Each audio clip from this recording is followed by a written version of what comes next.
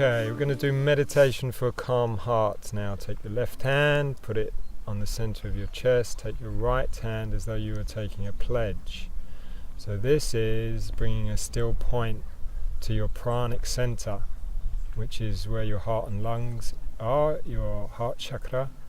And this is making you analytical to work something out. So this whole process, these two mudras, are helping you establish your relationship with yourself and also your relationship with others. So if you're trying to work something out, you've been in a disagreement with someone, sit down and do this meditation for 3, 5, preferably at least 11 minutes, and the answer will come to you.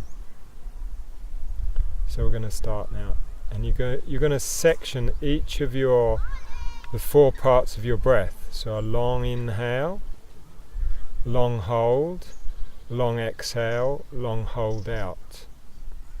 So, and then you just continue. So roughly between 5 and 10 seconds, depends on the length of your breath.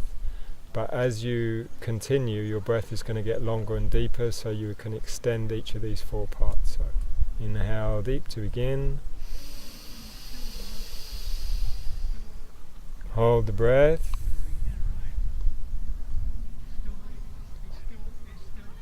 Exhale slow.